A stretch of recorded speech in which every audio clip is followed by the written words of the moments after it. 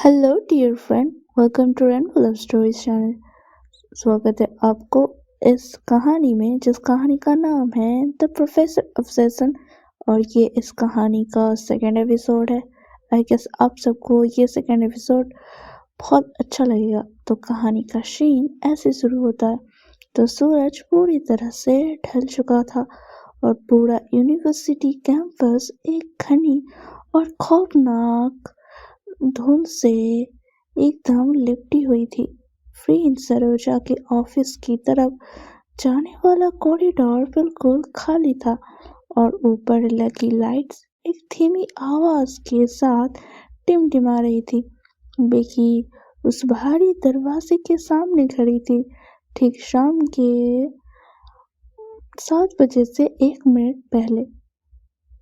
उसका हाथ लकड़ी के दरवाजे पर रुका हुआ था।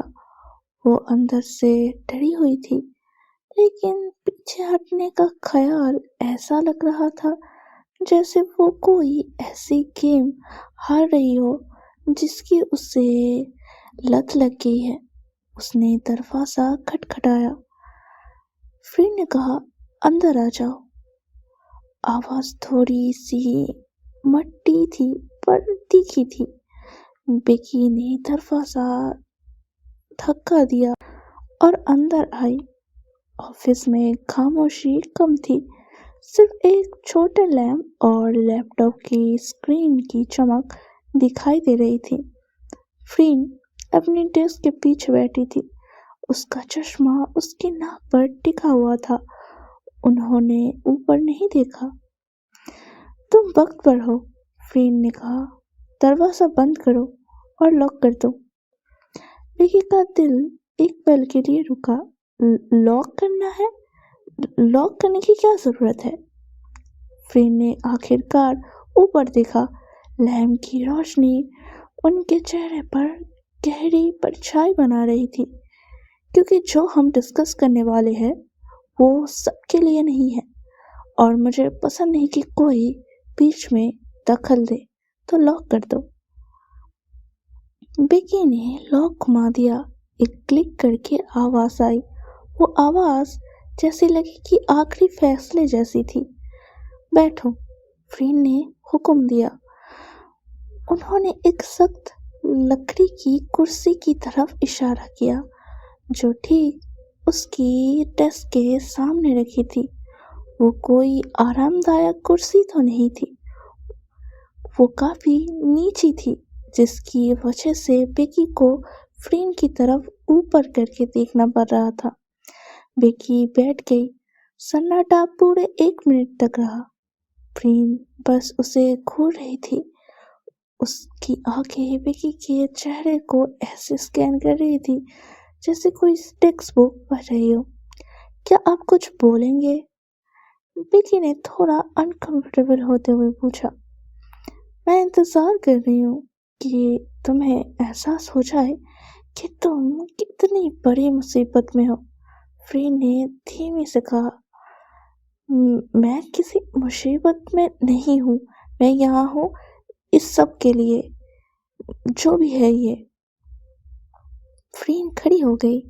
वो खिड़की की तरफ चली और बाहर अंधेरे कैंपस को देखने लगी। तुम्हें लगता है ये कोई डिटेंशन है? हाँ, तुम्हें लगता है तुम कुछ पेपर्स भरोगे और फिर घर जाकर अपने दोस्तों के साथ उस पागल प्रोफेसर पर हंसोगे? बेकी ने बुदबुदा के कहा, मेरे ज्यादा दोस्त नहीं है। फिर मुड़ी। मैं जानती हूँ तुम एक ऐसी लड़की हो जो अकेली रहती है और उल्टी सीधी हरकतें करती है, क्योंकि तुम्हें लगता है भारी अटेंशन ना मिलने से बेहतर है कि कोई तो ध्यान दे। लेकिन यहाँ मेरा पूरा ध्यान तुम पर है। क्या तुम्हें इससे डर लगता है? बेकी ने झूठ कहा कि नहीं, मुझे नहीं लगता, लेकिन उसकी आवाज थोड़ी सी लड़खड़ा गई। फ्रेंड चलकर कुर्सी के ठीक पीछे आके रुकी। वो नीचे झुकी। उनके हाथ कुर्सी की बैक पर टिके हुए थे, جیسے انہوں نے بیکی کو ہر طرف سے گھیر لیا ہو۔ ڈر لگنا چاہیے، فرین نے سرگوشی میں کہا، کیونکہ میں تمہیں اٹینشن نہیں دیتی۔ اگر میں تمہیں دیکھ رہی ہوں تو میں پوری آڈینس کی امید رکھتی ہوں، سمجھ رہی ہو نا؟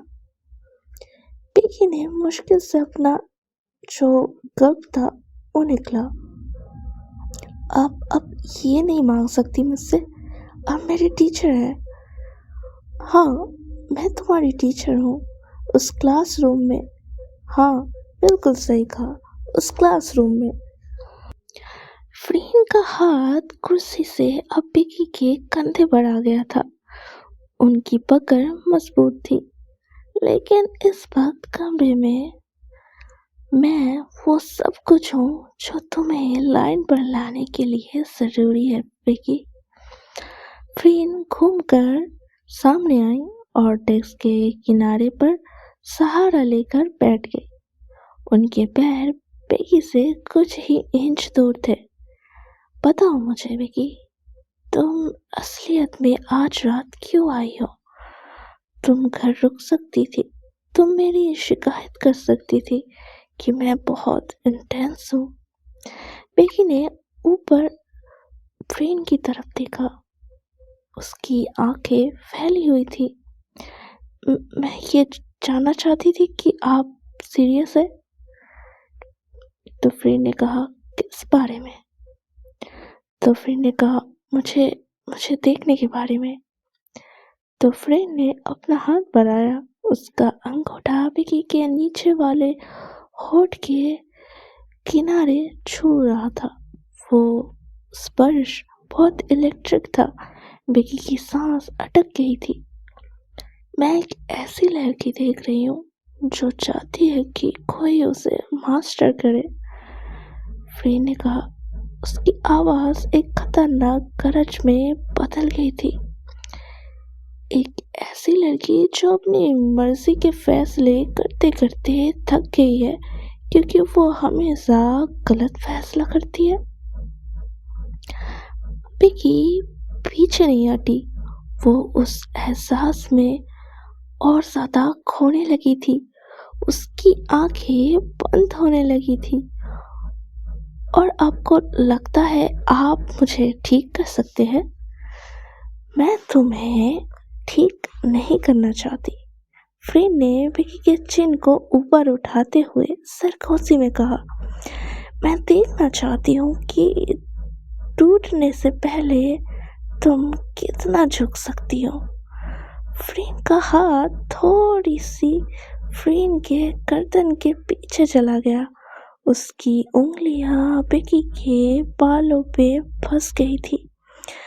فرین نے بیکی کے بالوں کو ہلکا سا کھینچا اور کہا، بولو۔ بیکی نے کہا، کیا بولوں؟ تو فرین نے کہا، بولو کہ میں صرف آپ کی ہوں پروفیسر۔ بیکی کی آنکھیں ترنت کھل گئی۔ کمرے کی ہوا جیسے چل رہی تھی۔ میں نہیں کہہ سکتی۔ فرین کے چہرے کے ایکسپریشن نہیں بدلے، لیکن ان کی پکڑ تھوڑی اور مضبوط ہو گئی تھی۔ تو پھر جاؤ، اس دروازے سے باہر نکل جاؤ اور میری کلاس میں کبھی واپس مت آنا۔ وہ لڑکی بنو جو بھاگ جاتی ہے۔ بیکی نے دروازے کی طرف دیکھا، پھر واپس فرین کی ان گہری اور حکم دینے والی آنکھوں میں جو جنون سے بھرا ہوا تھا، اور وہ جانا نہیں چاہتی تھی۔ وہ اس اندھیرے میں اس مانسٹر کے ساتھ رہنا چاہتی تھی۔ میں آپ کی ہوں پروفیسر، بیکی نے دھیمے سے کہا۔ وہ شبد کسی گناہ جیسے لگ رہے تھے۔ فرین نے مسکرائی۔ وہ ایک ٹھنڈی اور سکون بھری مسکراہٹ تھی۔ اچھی بات ہے، اب وہ نیچے گری ہوئی کتابیں اٹھاؤ، ہمارے پاس ایک بہت لمبی رات ہے۔ تو آگے پروفیسر فرین بیکی کے ساتھ کیا کرتے ہیں تو وہ نیکسٹ ایپیسوڈ میں پتہ چلے گا۔ اگر آپ کو یہ سیکنڈ ایپیسوڈ بہت زیادہ اچھا لگا ہے تو please do subscribe the channel. تو ملتے ہیں نیکسٹ ایپیسوڈ میں. سی یو گائز. بائے.